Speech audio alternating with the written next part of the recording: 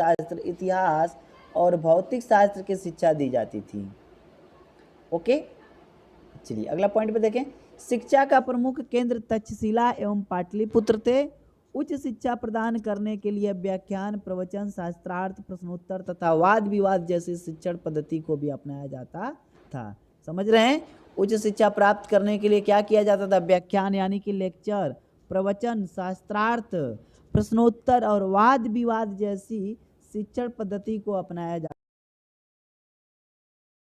स्त्री शिक्षा की बात करें बच्चों, प्राचीन काल में स्त्री शिक्षा प्रतिबंधित नहीं थी, परंतु बालिकाओं के लिए अलग से शिक्षण संस्थान नहीं थे। बालिकाएं अपने पिता, भाई या कुल पुरोहितों से शिक्षा प्राप्त करती थी। प्राचीन काल में उच्च शिक्षा प्राप्त स्त्रियों को ब्रह्मवादिनी कहा जाता। अपाला, घोषा, मैत्री आदि भारतीय विदुषी स्त्रियां थी। ठीक है बच्चों।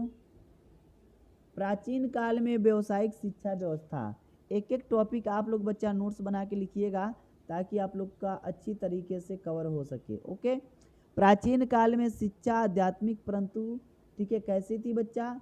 प्राचीन काल में जो शिक्षा थी आध्यात्मिक थी, परंतु इसके साथ ही छात्रों को, विशेषकर वैश्य वर्ग के छात्रों को व्यावसायिक शिक्षा प्रदान की जाती रही।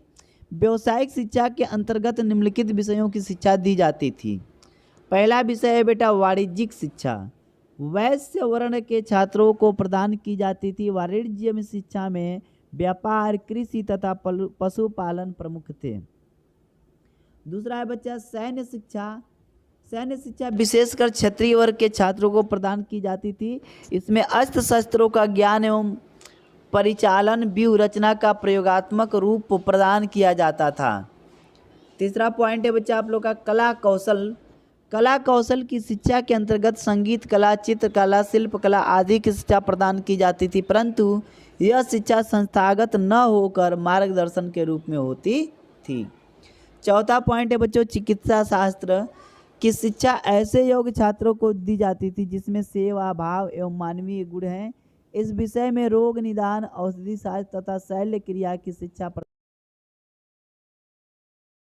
जो भी बच्चे चैनल पे नए होंगे चैनल को एक बार सब्सक्राइब और बेटा नोट्स बना के ज़रूर आप अपनी पढ़ाई कीजिए।